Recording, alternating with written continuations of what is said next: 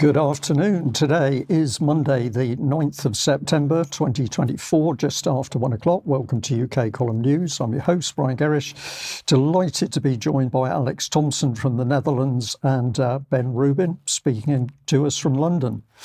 Well, we're going to kick off the news today with following a little bit of discussion in the team. One of the things our audience is saying to us constantly is what is happening. And perhaps one of the big things to say to our audience today is that it is certain that we are no longer in what was the normal historical political environment. We are seeing something very, very different. It's unfolding very quickly, and understanding that new environment is key to understanding all of the troubles happening in UK and indeed in other Western countries and the USA. So let's just kick off with where there's always money, and that's for war. And just want to remind people that Keir Starmer, of course, is happy that we're still giving money away for Ukraine. $3 billion a year has been committed until 2030-31. So if we're worried about winter fuel payments, no problem with money for Ukraine, but people in difficult circumstances, elderly people in UK can whistle Dixie as far as our new Prime Minister is concerned. But when we go looking at Ukraine, of course, I pay attention to the propaganda ministry. This is X for the UK Ministry of Defence. I'm actually not going to comment on what they're saying about the war in Ukraine at the moment, except as a general summary, the Kursk pocket is now clearly under control by the Russians and is ultimately a killing field for the Ukrainians. Meanwhile, the Russian advances continue on the battlefield, unreported largely by the BBC and Western media.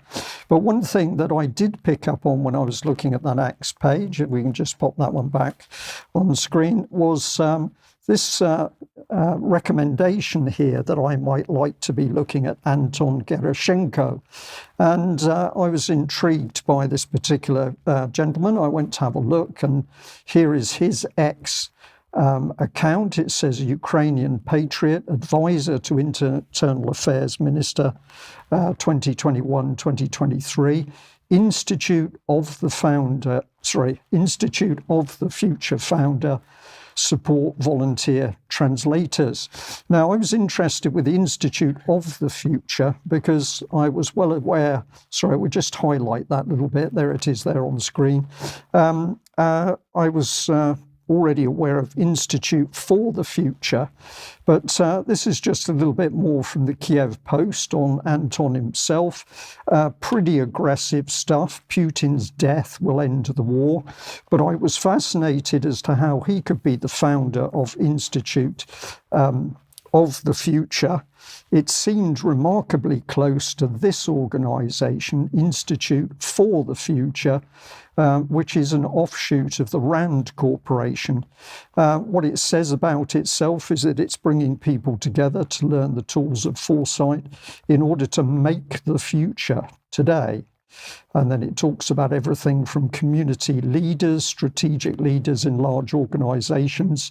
And of course, it's also going through political tool sets in order to achieve transformative possibilities.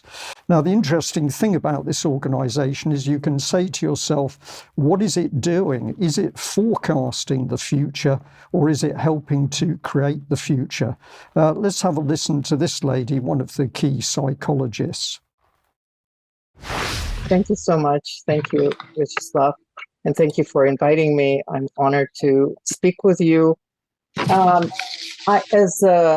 Vyacheslav said, the Institute for the Future has been around since 1968, so we're actually 55 years old. And I've been at the Institute for 25 years, so a lot of my professional life I spent learning techniques for thinking about the future. So what I want to do today is not so much tell you what the world is going to look like or what trends are out there, but mostly about how do you think as a futurist? What are some of the tools? What are some of the methodologies that we have learned in the last 55 years? And it's particularly, I think, appropriate. We see a lot of interest in futures thinking and the futures work right now, because it seems like every day today, almost, we wake up and something unthinkable is happening or has happened. We've had a pandemic that the like of which we have not seen in 100 years. We have a war in the middle of Europe, which to many people was really unthinkable. I'm sure that people in Ukraine and other places foresaw the possibility of hostilities with Russia, probably, especially since the occupation of Crimea. Again, this kind of event that seems like a black swan event, but very likely. So apologies there. The lady's name is Marina Gorbis, and well, she says some interesting things. Nobody could really have understood what was going to happen in Ukraine. I'm going to challenge that. When she mentions black swan events, she's talking about events that come out of nowhere that nobody knows are coming, nobody predicted. And she's saying she disagrees with that. So let's listen to what she says in this second little clip. We have a candidate for president in the United States right now who has almost 80 indictments against him and who spends a lot of time in court, as you probably are seeing, which also seems to be unthinkable. And some people, if you read Nassim Taleb and his book, he calls it black swan events. So black swan events, in his interpretation, are these unthinkable, unforeseen events that have huge consequences.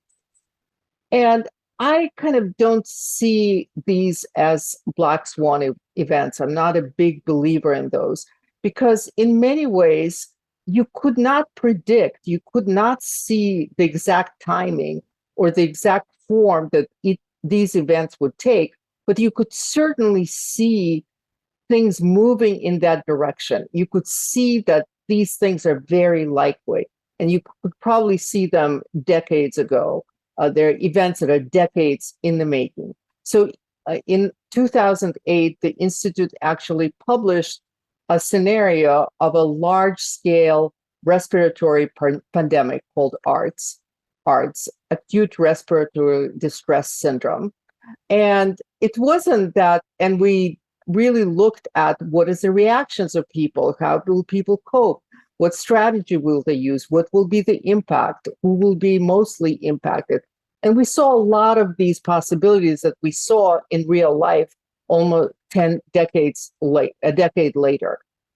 And it isn't that we were so prescient, right? It wasn't that we had some crystal ball or we were so great about predictions that we saw this. But actually, if you talk to experts and if you look at the data, it was kind of inevitable. If you talk to epidemiologists and if you talk to development people and economists, we could see that people are increasingly moving into areas where they're intersecting and interacting with wildlife. And transmission of these kind of various viruses and diseases is more and more likely. So actually, you could really foresee that the possibility of a major pandemic is much more likely. We just didn't know exactly when or how or where it's going to originate, but that possibility. So I don't think of it as a black swan event. So seems to me pretty confused lady. They're a good organization. They're looking into the future, but they can't really predict it. But a lot of people are predicting it, and they managed to predict a major pandemic event. But the war in Ukraine was, well, we just don't know where it came from. But let's put up on screen the RAND document. I think it's 2018. I may be wrong on that. But what is it about? Overextending and unbalancing Russia. This whole scenario from the RAND Corporation is about attacking Russia and putting Russia in a stressed position. So is it any wonder that the war took place? Let's have a look at this little video clip with Senator Lindsey Graham talking about Ukraine. I'm here with President Zelensky. I'm such a admire what you and your country have done. You're trying to stop the Russians so we don't have to fight them. They don't want any American troops. They just need the weapons to free their country of a terrible invasion. They're sitting on $1 trillion worth of minerals that could be good to our economy. So I want to keep helping our friends in Ukraine. We can win this. They need our help. Yes, we need, and we have already. The biggest help is the support of American people and support of our friends. Thanks to Lindsey and his colleagues, to congressmen and senators from the United States. Thanks for this support, bipartisan support. Thank you so much. Peace is coming. Yes, soon. So trillions of dollars of assets that the Americans need, but don't worry, peace is coming. Well, maybe it's not. Let's just remind ourselves of David Cameron in front of Congress a little while ago.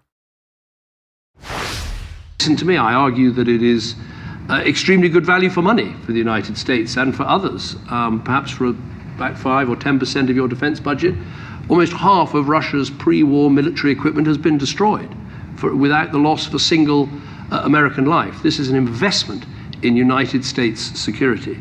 So that's what I would say. On the issue of legal advice, I think it is an important principle that legal advice is not published, that ministers consider it and act in a way that is consistent with it.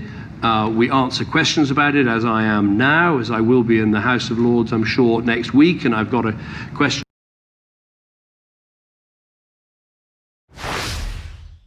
Yep, so there we are in the House saying good value. The war is good value for money because your troops are not being hurt. Meanwhile, the Ukrainians are dying to the last man.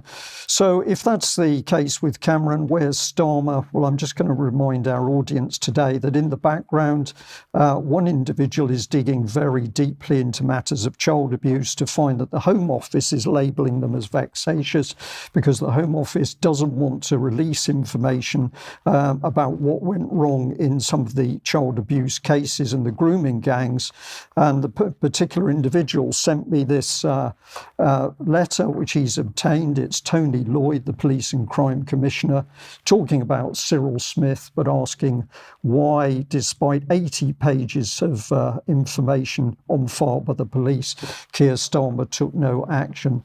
So can we trust him? My view is we can't. Will the wars continue? Yes, because these other agencies are fomenting them. Ben, let's bring you in. What part of the picture have you got on this? Hi, everybody. Great to be here as ever. So last week, we talked about the rise of the Khmer Rouge, and I made some comparisons, drew some parallels between what happened in Cambodia in the mid-70s and some of the things that we're seeing happening in our own society today. Now, the Khmer Rouge was a radical Marxist movement who seized power and killed over a third of the Cambodian population. This resonated with a lot of people, but also a few people, a smaller number, felt that this was an inappropriate comparison to draw. Now, I want to build on this because I think it's important and it really underpins everything that we talk about here on a weekly basis, because I'm not suggesting for a second that the exact same thing is happening here. What I'm saying is that there are parallels. We know that history doesn't repeat itself, according to Mark Twain, but it often rhymes. And I can hear rhymes happening around me on a constant basis. I'm not saying that this is the exact same ideological position that Starmer's taking, although we do know that he is a communist. It's something else. It's something new. It is an emergent phenomenon. And we're developing the language to describe it. And two words that I've arrived at that I think are useful, and I'm not saying that this is a definitive definition, but I like this idea of woke fascism. Woke, intersectional Marxism, and fascism, the integration of the market and the state. And I see these two things coming together. I believe they have come together, and this is the ideological platform that is driving everything around us. And I subtitle this as an unholy alliance between money and power. Now, you could think of it a little bit like this. If we can reach back to antiquity, and Alex will no doubt enjoy this and probably laugh at my terrible attempt to talk about the chimera, the fire-breathing beast of Greek mythology with the body and head of a lion, the head of a goat attached to its torso, and a snake as a tail. It's not easily explained. It's rarely seen in nature, but it is extremely dangerous. And for me, that's what woke fascism is. Yeah. So let's dig into these a little bit. First of all, let's look at woke, and let's hear from James Lindsay from New Discourse talking at the European Parliament sometime early last year. Woke is Marxism, and it's a very provocative statement. It's something you will certainly hear it is not, that it is different, and the professors and the philosophers will spend a large amount of time explaining to you why. No, it's about economics when it's Marxism. This is social, this is cultural, this is different. It's not different.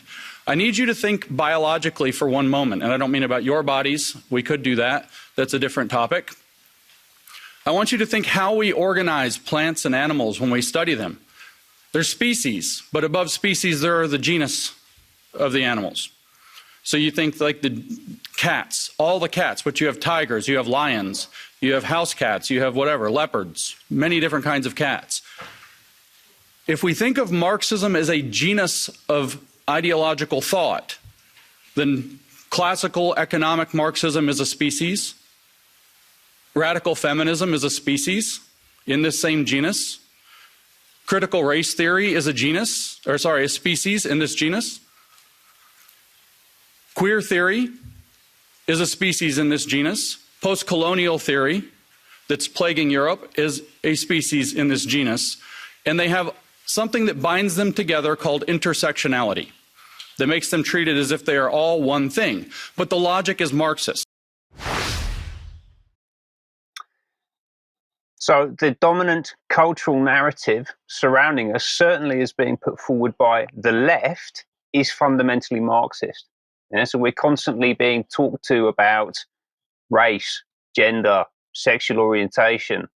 All of these are subcategories of Marxist thought. And I strongly recommend going to watch that video. You can find it on YouTube. James Lindsay talking at the European Parliament. It's about half an hour long. He does an exceptional job of defining woke and defining the danger that it potentially presents. And he also, within that piece, goes on to talk about the way that the Marxists have essentially abandoned the proletariat in order to go into partnership with international capital, right? Which is a really important development that, again, explains a lot of what we're seeing around us. Now, we've talked about woke, intersectional Marxism. Let's talk about fascism, the integration of the market and the state. And as Mussolini, the man who invented fascism, described it, it should more appropriately be called corporatism because it is a merger of state and corporate power. And this is the global policy platform of choice. Let's have a look at the World Economic Forum, Keir Starmer's favorite place to hang out, how to harness the transformative potential of public-private partnerships. Where else have we seen this? It's not new. Blair talked about it in the 90s. Clinton talked about it in the 90s. The idea of third-way politics, a strong state with dynamic markets working together in an integrated fashion. That is fascism, right? This pamphlet here, written by Blair from 1998, you can see in the bottom left-hand corner there, just slightly obscured, that this was published by the Fabian Society. The Fabian Society, the global socialist, or the organization that's been pursuing a global socialist superstate since 1884. So I think that you can also think of woke fascism as Fabianism. I believe that those terms are interchangeable. And where do we see Fabianism? Everywhere. Half of the cabinet are Fabians. Keir Starmer is a Fabian.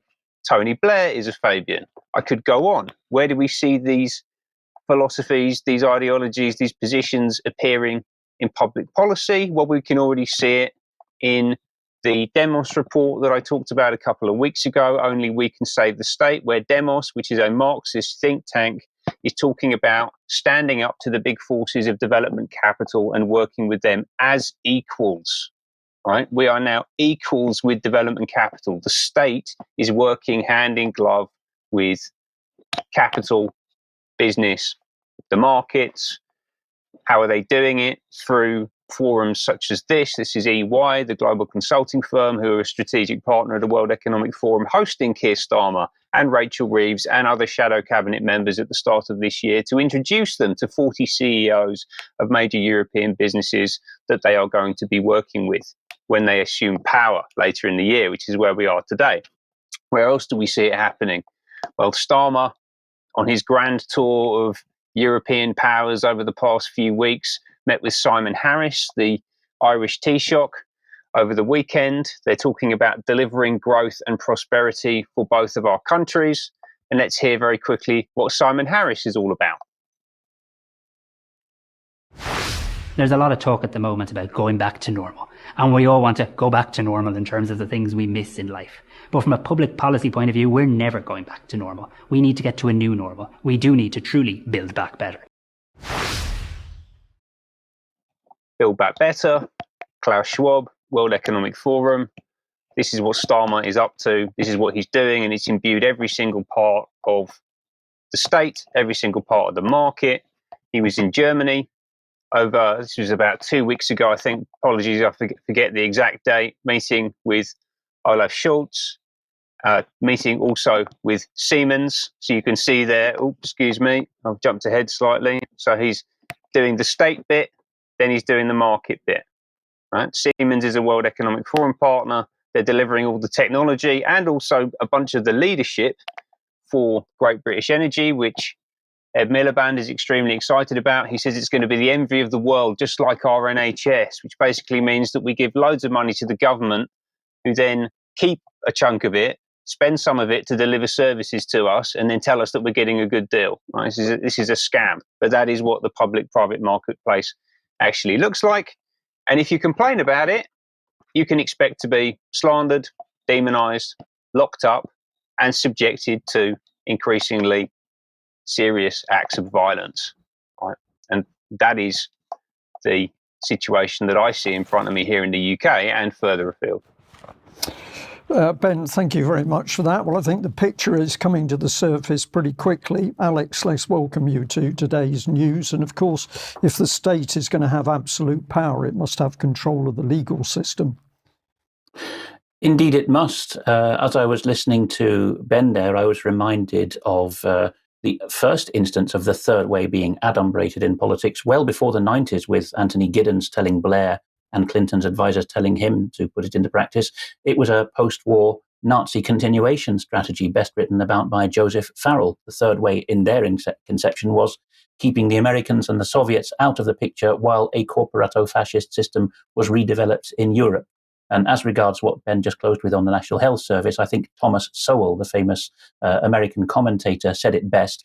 He said, it amazes me that people don't think, he's talking about America, people don't think they can afford healthcare, but they do think that they can afford healthcare plus a massive inefficient government bureaucracy to run it. And that's just what that meme Ben shared was about.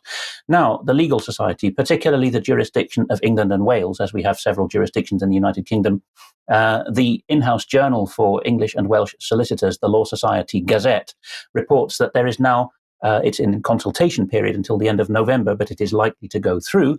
There is now going to be an imposition, a requirement on the barristers, that is the trial lawyers, the attorneys in this jurisdiction, to go beyond not treating anyone unfairly, which is currently what they have to sign up to in Article 8 of their Code of Practice, but they have positively to go for woke fascism, as Ben has just put it, particularly the wokeism. They have to go for DEI, diversity and inclusion, not further defined, of course. The same journal is rather gleeful in reporting this apparent victory, I would suggest a Pyrrhic victory, for the legal system of England and Wales against the Yorkshire lawyer Lois Yvonne Bayliss.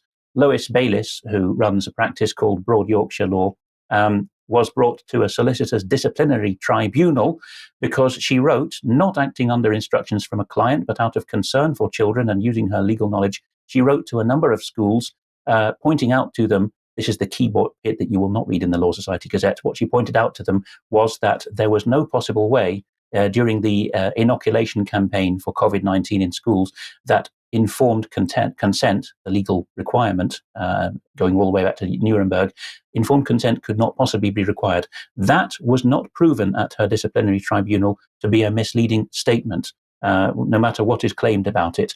Last week, Charles Mallet brought out an excellent interview with Claire Wills Harrison, who's leaving the legal profession in England and Wales, an interview called The Wonky Scales of Justice. And there, the same point was made that the SRA, an unfortunate acronym for those of us who know its other meaning, but the Solicitors Regulation Authority, had become welded at the hip with power.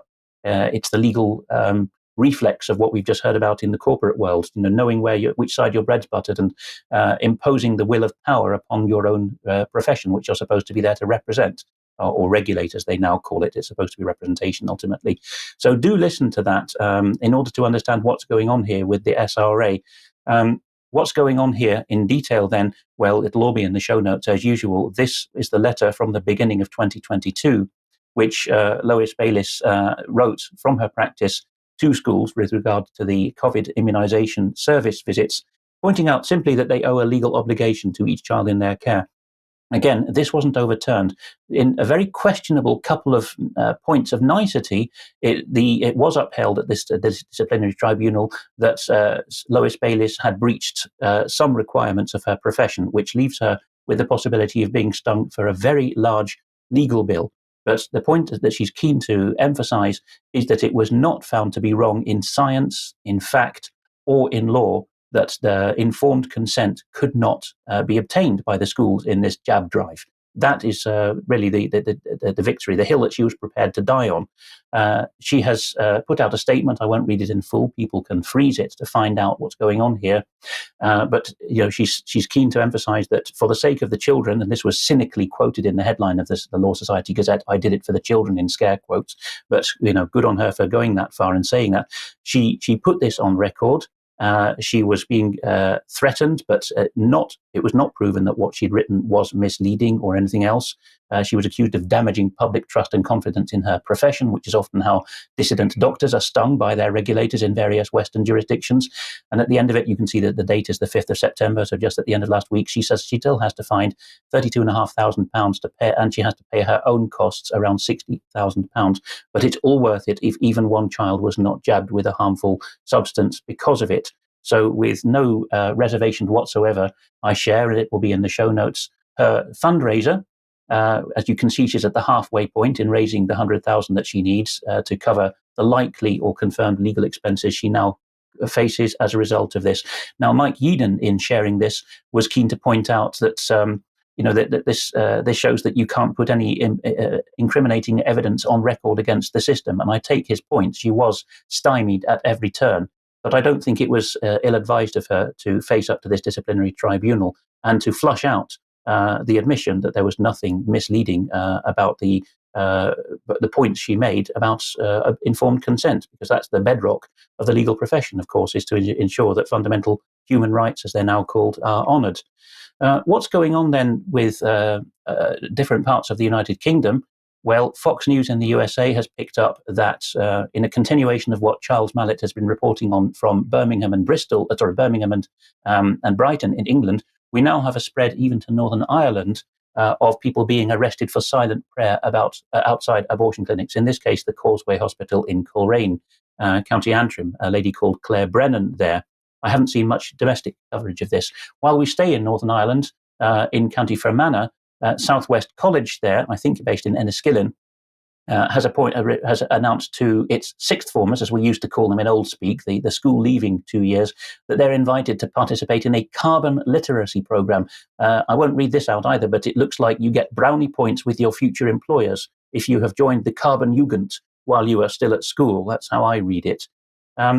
Where is this all leading? Well, a popular account called Drukpa Kunle, or Kunle Drukpa, has been pointing out some old 1980s clips by the Singaporean Prime Minister Lee Kuan Yew, the strongman of that city-state as it catapulted itself to first world status in the latter half of the 20th century after independence from Britain. And it's popular in a certain sphere of the dissident circles to say, well, he was quite right. He needed to intervene and interfere with people's private lives in the way that Ben has just been outlining. If we hadn't fiddled with people's private lives, he says, we wouldn't be here today. And Chris Conch, has been pointing out in a Substack note that, and he's very sympathetic to Lee Kuan Yew, that this is absolutely what we need to do. We've got to clamp down. But he says that when British politicians said they wanted to build Singapore on Thames after Brexit, they weren't joking.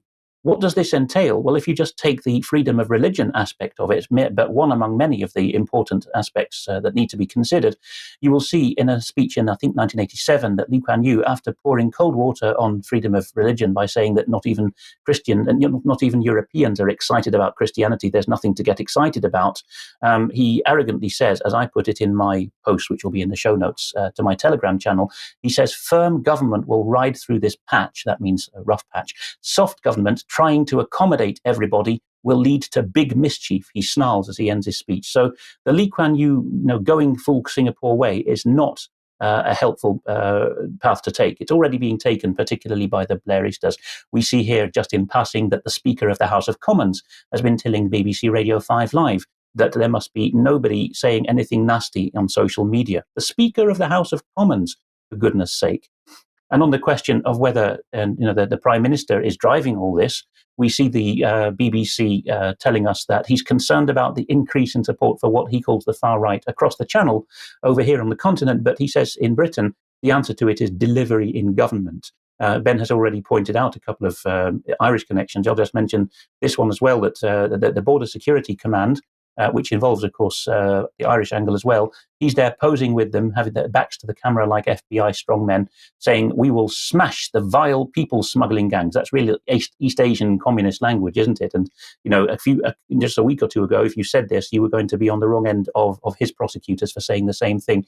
Here's one example, I think, from Liverpool, a lady called Ava, who says that she's just been visited by counter-terrorism police. No probable cause, no statement of wrongthink. She was just told, you are naughty. We won't give you details. We're going to steal your father's samurai sword because we genuinely believe it's a weapon, ho-ho.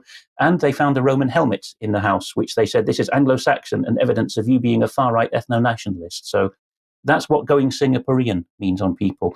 Hansard, the parliamentary record, points out here that even Sir John Hayes, a fairly right-wing opposition MP, has to pull his punches when he asks the Speaker of the House, who controls government business, why is it that the higher education bill of the last government, free speech in universities, is now going to be repealed? And just zipping through these because of time, yes, you can freeze these if you want. The well-known legal firm Taylor Wessing has pointed out in these 4 slides that I'll zip through that the law has changed from the previous situation just this year because of the Online Safety Act. That we have covered this in the past, but I find this a good summary for people to freeze the frame. Of course, the Taylor Wessing goes along with the government narrative here, but it points out there are now obligations on online service providers to do effectively the government's bidding, and that courts have teeth. Look at this last bit. Courts now have jurisdiction to grant civil injunctions if they think that it would be just and convenient to do so. And we just got a silent video to go with that from Germany, which I'll play out now, which is here we see that people in Germany are being warned not to post anything that might be incendiary. And in this childish way, they're being shown examples of, must share images and footage. And every time somebody shares this, for people watching in audio, a little fire is ignited along the way. And while this plays out, it gives me time to say that in the show notes, but not on the slides, there is very detailed description now by 2 of the best bloggers from the German-speaking world of a constitutional case that's now going to Germany's Supreme Court because a nurse in northwestern Germany has taken through her own court of first instance an objection that it was unconstitutional of her to have to prove COVID vaccination status in order to continue working as a nurse during the COVID panic. And the judges have referred this up to Karlsruhe, the Supreme Court there, saying that actually we think that there was no constitutionality in this matter because the Robert Koch Institute, the public health guidance people, have admitted now in court that they are political people. They took orders from the Ministry of Health, and all that they did was behaviour change. There was no science behind it. Of course, reporting on this is being clamped down upon, which is the very point we're trying to highlight here, that the state is going to go for you if you even voice any kind of dissidence now. Alex, thank you very much for that comprehensive segment. A lot to think about. And of course, it's beholden on all of us to speak out and challenge what's happening. To our audience, if you like what UK Column is doing, then please support us. £5 a month is keeping the UK Column going. We want to increase our production and grow. We are very keen for new members. So if you can bring other people on board, please do. All of our material is to share. And of course, is going out on these and indeed other platforms. Facebook at the moment is still censoring us, but that's the nature of UK in 2024. You can help us by making a purchase from the UK Column shop. That's available for everybody, so have a look and see whether something takes your interest. And of course, we still have Agenda 21 Your Life in Their Hands editions. So if you haven't got one of these excellent booklets, please consider getting one for the information and also to help the column. Now, just a little advert for Walking the Dog, which, excuse me, went out at 11 o'clock on Sunday. This was actually censored by YouTube, which I'll speak about a little bit later in the news. But if you haven't walked the dog with me, please consider giving it a go. We'd also like to remind people excuse me, of the UK Column event in Bristol, 19th of October. Details on the website. Tickets still available, but they are going quickly. So if you haven't yet got your tickets, please consider making that purchase. Now, also, Mike and myself are going to be speaking at the Heritage Party Conference, Saturday, 28th of September. That is a ticketed event, and we're doing it to support this particular party on this occasion. I would also like to say that tomorrow, 1 o'clock, the interview with Dr. Sabine Hazan will be going out. That's Debbie Evans and Cheryl Granger talking to Dr. Hazan. And the topic is gut feelings, the abdominal brain. This should be very interesting.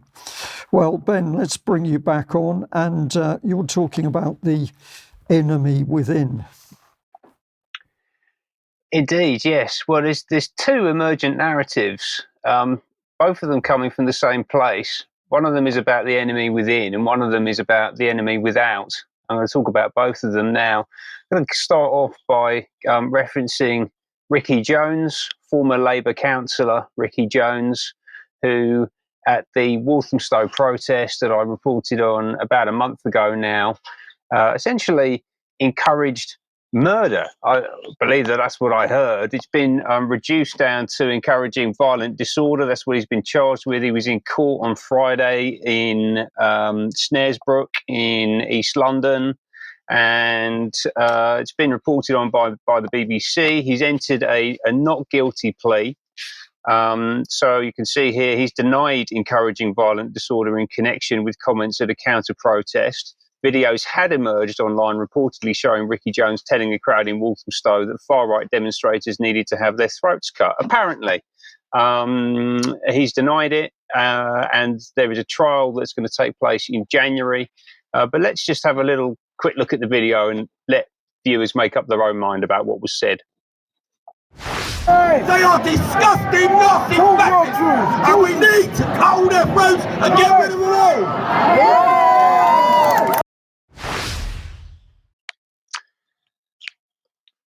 I'll let you make up your own mind on that one. So Paul Mason, if you remember at the time, was very active on the ground at the protest, and actually, for my money, appeared to be coordinating a lot of the action. And he has been working with military intelligence, with MI6, that has been confirmed. But also he is a journalist, and a very well-established one, former BBC, former Channel 4 News, and he's actually taken to Prospect magazine last week with an article called "The New Fascism" that I'm going to talk about. And this is the enemy within narrative that we're currently hearing on a constant basis from people like Mason, and also people like Alan Rusbridger, who is the editor of Prospect magazine. He's the former editor-in-chief of The Guardian, and he's actually currently chair of the Reuters Institute for the Study of Journalism, and also a member of the Facebook Oversight Board, who I spoke about last week, which makes him one of the most senior censors in the world, actually, an incredibly powerful man. And let's go and have a look at this article, New Fascism. Absolutely fascinating, because one of the main things that struck me about this is that they're really struggling to define what this new fascism actually means. So he says here in the article, this is Paul Mason, we are no longer dealing with fascism as a Führer-led hierarchy, as it was in Nazi Germany, but as a rhizomic structure, which means it's kind of, the rhizomic refers to the root system that grows underneath trees that spread out horizontally, right? So there's no hierarchy here in this new fascism. So apparently the roots communicate with each other independently of the tree trunk, and the modern equivalent of Mein Kampf is created by its readers in real time. It leaves the local institutions of democracy, police forces and councils, facing a globally organized force that they barely understand. Now, that doesn't make any sense to me at all. There's no hierarchy. It's all been developed in real time, organically, but also it's globally organized in some way, and no one really understands it. Very indistinct what this new fascism actually is. Let's have another look here. So today's fascism is internationalist by design and overtly structured around a theory of victory. Right? So this is all related to what he calls the Great Replacement theory. And that was developed in 2011 by the French writer Renaud Camus. And that asserts that the non-white immigration to Europe and the United States is not an accident, but a design, and it's a plan to replace white Christians by importing non-white communities with higher birth rates, which is something that we hear a lot, and actually is borne out by what's been going on demographically in the UK over the past several decades, right? So let's look at demographic change in London. One example, you can see here that since 1961, the proportion of the population coming from the white natives has gone down from 97.7% to 36.8%, with a whole range of different people coming in. Right now, we can argue the toss about whether that's intentional or not, but it would appear that there is some purpose behind this. There is a design behind this. So actually, he's pointing to something and saying that it doesn't exist, when actually I think in reality an examination of the facts suggests that it does. Now, just finally, drawing on this article, and I suggest going to read it. It's a really interesting insight into the narrative that the elites and the political establishment are trying to push. He says here, behind the lawyers, the liberals and the feminists stand the ultimate enemy, the cultural Marxists who have plotted the takeover. So these are the cultural Marxists that I was talking about earlier. This allegation, it's an allegation not borne out by fact, of course, is a straight lift from US paleoconservatism, which alleges that the Marxist left, having abandoned the proletariat, as I said earlier, it's exactly what we're seeing play out in this new woke fascist environment that we live in, seeks in league with a shadowy global Jewish elite to undermine Western society by promoting multiculturalism, reproductive rights, trans rights, and homosexuality.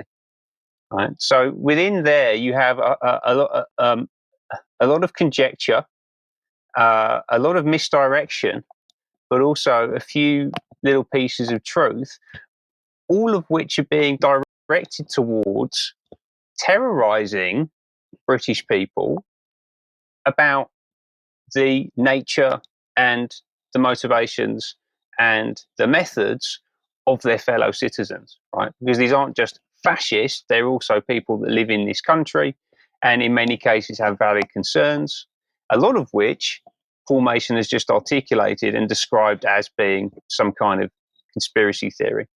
So that's the enemy within. That's the enemy within narrative that we're hearing. Now let's have a little look at the enemy without. And I'm going to refer to Anne Applebaum, who is a journalist. She writes for the Atlantic magazine. She is a regular attendee at the Bilderberg meetings. And she has just released a new book called Autocracy, Inc., The Dictators Who Want to Run the World. And last week, she spoke to Tortoise Media She's had a bunch of other interviews, and she was also up at Chatham House, where I've taken a clip from the talk that she gave. So what I describe in my book is not, you're right, it's not an alliance or an axis in the traditional sense. It's a group of countries who do not share an ideology. So we're talking about communist China, nationalist Russia, theocratic Iran, Bolivarian socialist Venezuela, and a handful of others. And it's a group of countries whose leaders have absolute power, more or less, inside their countries. They have often captured the judiciary. They control the media or most of the information system, or they try to. They don't necessarily meet in a secret room and plan things together, but they have begun to collaborate and cooperate opportunistically when they can, when it's necessary, and particularly when it's in the interests of the group. They're very interested in the survival of one another. So there is a group, an indistinct, poorly defined group with no ideology, with no shared characteristics, who don't conspire with each other, but that we must be extremely concerned about because they are autocratic. And the way that we know that is that they've taken control of the judiciary, and they've also taken control of the media and information ecosystem, which actually sounds like the current regime here in the UK and in the US. So the enemy within and the enemy without. If it looks like a duck and quacks like a duck, it's probably a duck, Ben. I think we are absolutely on the case here. Let's bring Alex back, because surely, Alex, we should be able to sit and relax knowing that our security services are protecting us from any form of attack on the country and the Constitution, particularly in a communist or a Marxist form. You might think so, Brian, but the CIA and the British Foreign Intelligence Service, SIS, popularly known as MI6, in the form of their two directors, have different thoughts. This is not behind the Financial Times' usual hard paywall. I think it's because it's meant to be read by people outside the usual ambit. Sir Richard Moore and Bill Burns are headlined here by the FT as saying that Britain and America stay ahead in an uncertain world through the intelligence partnership. It's scant on detail. It does talk about generative AI being in use at the agencies. It notably in this final paragraph, describes the world order as the international world order, not the rules-based. That would be too close to power, but there you go. It also seeks to rewrite history because although it grudgingly admits that the CIA wasn't founded until a couple of years after the Second World War, whereas SIS was founded by Admiral Cummings back in 1909, they do say we were joined at the hip throughout both World Wars and the Cold War. Well, I haven't got a slide for it, but what gives the lie to that is a book by Thomas Mahl, a thorough academic, called Desperate Deception, outlining how British intelligence in New York, before even the CIA's predecessor, the OSS, was up and running by the time of the Second World War, was all about trying to get Nazi narratives, oppose the Germans into the USA, so suborning American national interest to British. The other thing that's not mentioned, again brought out best by Joseph Farrell, and other conspiracy researchers, shall we say, is that after the Second World War, the Nazi survival element really triumphed in large parts of the CIA, and that's been well documented that there was a pro-German angle to the CIA after the Second World War. So convenient rewriting of history. But this leads us to a nuclear arms race situation. And apologies to those in audio only, you'll hear about 40 seconds of Russian here. But this, subtitled by a man you've just mentioned, Brian, Anton Gerashenko, the Ukrainian patriot, but accurately subtitled from the Russian to English, is a discussion on Russian primetime TV by the usual big talking heads in Russia on why Russia, in their view, needs to move from nuclear deterrent towards a nuclear intimidation strategy. Нам нужно уходить от термина ядерное сдерживание в ядерное устрашение. Ведь фактически, что такое ядерное оружие у нас? Это создание реальной угрозы для противника, что ответ на удар будет для него неприемлемым или вообще катастрофическим. И как только мы у себя меняем вот эту конструкцию, что мы переходим на ядерное устрашение, мы сразу понимаем, что можно уже делать определенные действия. И сейчас первое уже происходит. Замминистра иностранных дел уже говорит о том, что работает комиссия по внесению изменений в ядерную доктрину. Что у нас нет работающего ядерного оружия. Они же себя убеждают в том, что у нас всего этого нет, что это все сказки. Они же ведут себя как идиоты, вы же правильно сказали. Поэтому придется жахнуть, но сразу придется жахнуть не только их, а сразу вот всю эту кудахтущую вокруг сволочь нацистскую, которая сейчас притворяется государствами. What was being referred to in that talk show on Večer was this, carried by TASS, the Russian state news agency, which is, as formulated by the Deputy Foreign Minister Sergei Ryabkov, there is going to be a review of Russia's nuclear doctrine. I've mentioned before, Joel Skousen maintains that this has already happened secretly in the USA, but he says that in the case of the USA, it's moving to a treasonous position of absorber first strike. Russia is often said for short to have a no first use nuclear policy. Ryabkov is hinting that this may move to a more assertive, if not aggressive, use of nuclear arms policy. The Financial Times, again, this one is behind a paywall, but we've got an archived version of it on the show notes for you. Just a gobsmacking headline by the Council on Foreign Relations and Rand Corporation schooled lady Rose Gottemuller. Just look at that headline. A ramp up in nuclear weapons is not always a bad thing. And this from the lady who personally decommissioned the nuclear arsenal of the non-Russian republics of the former USSR in the mid-1990s. So rules for me and rules for thee there. What about the United Kingdom? Well, Declassified UK has the veteran intelligence affairs journalist Richard Norton Taylor, who often wrote for The Guardian in the past, reporting in an exclusive that the mutual assistance protocol, which was agreed by Eisenhower's White House and Macmillan's number 10 Downing Street in the late 1950s, has now quietly been rolled over to permanence. So although it's a legal document in the USA, it's only a policy of no legal standing in Britain. But this is now, there's no need to review it every 10 years. It's in perpetuity. So Britain will never have an independent nuclear deterrent. It will always be Trident or successor with American codes. And as Joel Skousen would argue, that both of these, the American and the British nuclear submarines, can have their codes overridden by a treasonous White House in his argument. NATO is meanwhile wanting to play with your mind. So we have behavioral psychology at NATO level now. They call it the cognitive warfare concept, and it's empowering NATO to strengthen collective defense. If you freeze that screen, you'll see some of the mind games they wish to play. How is this playing out in the conventional forces? Well, the US Navy Times has got this report, now that a hearing's been done, not a court-martial, but something almost in that league, against a chief petty officer of a US vessel, because they wanted to get themselves Starlink on board to be able to follow football games while at sea. So the command senior chief, Crisol Marrero, was hauled over the coals for this, ordered a Starlink dish, had it mounted to the exterior of the vessel, hidden under a radome by the look of it, and it sat there until people who weren't in the know, below the rank of CPO, noticed there was an unauthorized Wi-Fi on board, and then the lies started. If you freeze the screen, you will see just how riled the US Navy's investigation panel are about the corrupt dealings here with senior officers, turning a blind eye to this, as not even boys will be boys these more because it was a female CPO, but oh yes, the chief petty officers will have their fun.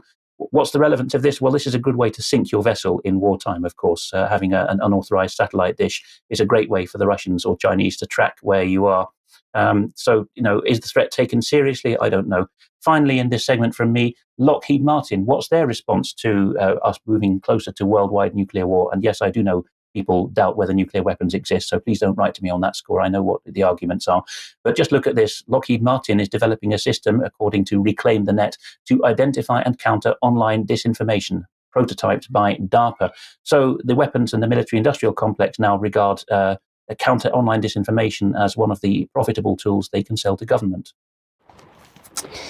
Alex, thank you very much. As I say, the picture is becoming ever more clear, and this is about oppressive control, every element of our lives.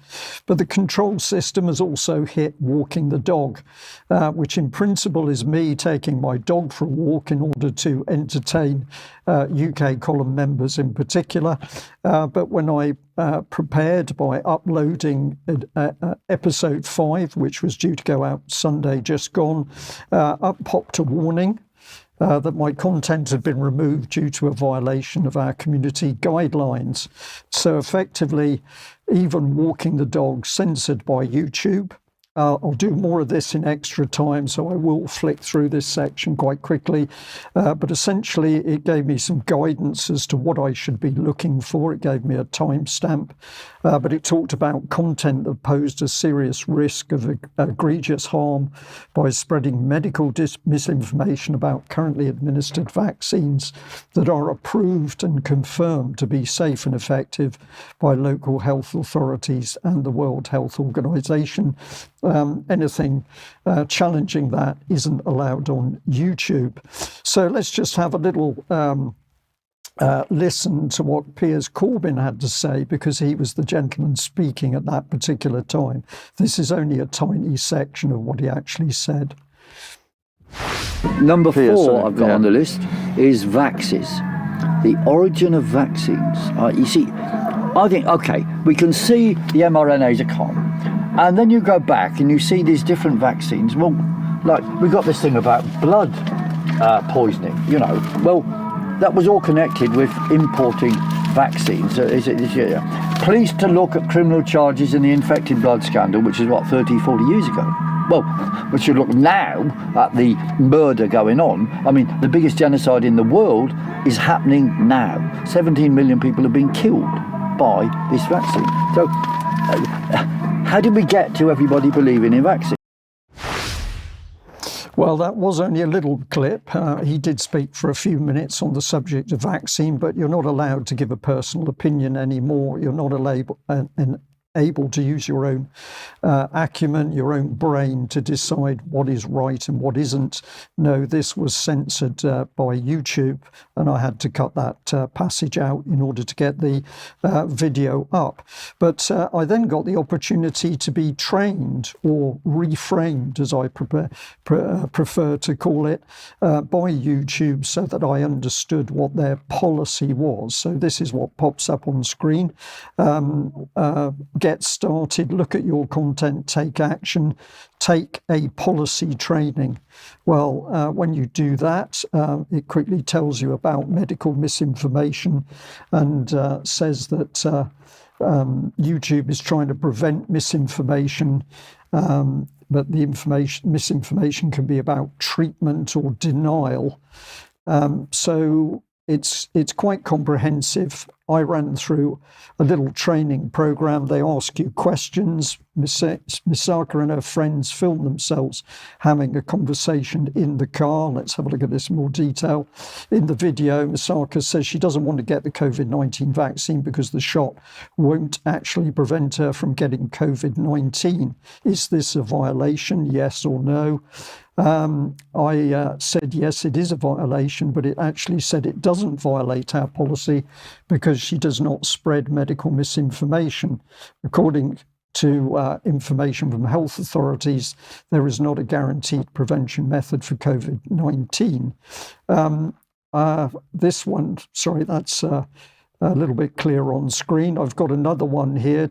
Tammy posts a video after getting influenza vaccine. She shares that she became permanently paralysed after she received her seasonal influenza shot. In the video, she warns others not to get it. And you're given the opportunity of a yes or no. It goes on here that is it a violation? Yes, it is a violation of the policy. Sorry, bring that up on screen. We do not allow claims that vaccines cause chronic side effects. Now, this went on.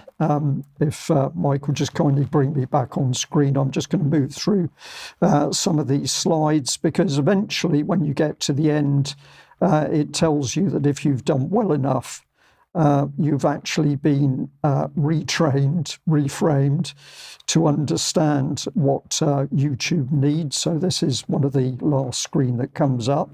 It said, nice work. I made some mistakes, but eventually I was able to understand what I needed to say in order to get the result that I wanted.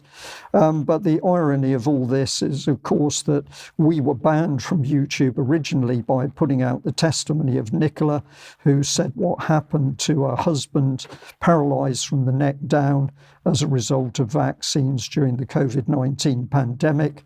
that was true. It was later reported by the Daily Mail, but this resulted in the UK column being completely suspended from YouTube.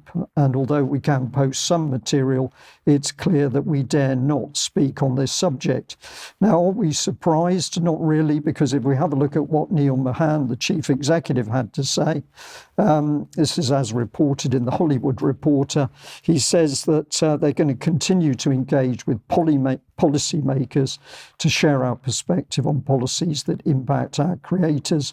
We're aligned with government officials in wanting to create a safe environment that also allows for a plurality of voices to be heard.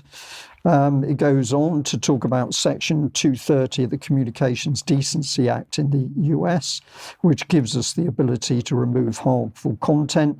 It's talking about European limits on political speech, and it's talking about Canada forcing us to show content based on, quote, government requirements. So it's pretty clear that YouTube is fully in bed with the government, big corporation in bed with government, as Ben was talking about earlier in the news. But maybe if we really want to understand it, we should think in terms of money.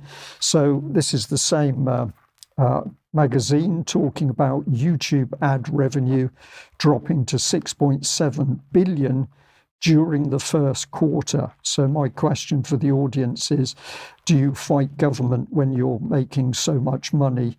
And I suspect the answer to that is no, you don't. So we can expect more clampdown by YouTube and, of course, Google itself. Alex, we're a little bit out of time, so I'm just going to try and move us just on to your last two memes that you kindly had for us. And we should be able to cover overseas legal matters during extra time. Take us through the memes. Indeed. Join us in extra time for more. So the meme that I'm starting with here is a good one, pointing out that the outliers in world corruption are North America, the United Kingdom, and the European Union. Somebody has highlighted those jurisdictions in red here and has captioned it, "When you have zero corruption because you call it lobbying." And the globe is beaming a smile and giving us a thumbs up because, of course, no corruption problem in those northerly parts of the world. No, we just call it lobbying. My second one is the results of a limerick competition. I try to hold them on Fridays on my Eastern Approaches Telegram channel, and I gave them last week the theme of Sir Khmer. I deliberately went for that because the Prime Minister, of course, doesn't like people to be reminded of his knighthood, which he got for serving the state as a civil servant. So and then the media are complicit with that. They just call him Keir instead of Sir Keir. And having tried alternatives for the surname like Smarmer or Stürmer, I think we're going for Sir Khmer as the epithet of choice as described by Ben here today. So here's the winning entry for my limerick competition. There once was a man named Sir Khmer who took all his orders from Blair, his boots polished bright to brace for the fight, but no kepi to mess up his hair. Okay, Alex, thank you very much for that. People in the chat box saying that Starmer is looking older already after a couple of months in office, whatever that means. All right, we should end it there. Ben, Alex, thank you very much for joining us. Huge thank you to the UK column audience, and a very, very big thank you to all of you sponsoring us by a monthly membership. So if you're not on board with that, please consider it. Help keep the UK column going. We'll be back in a few moments for extra time, and we'll have a look at that YouTube censorship in more detail. Join us then. And UK column news back on Wednesday at 1 o'clock. See you then. Bye-bye.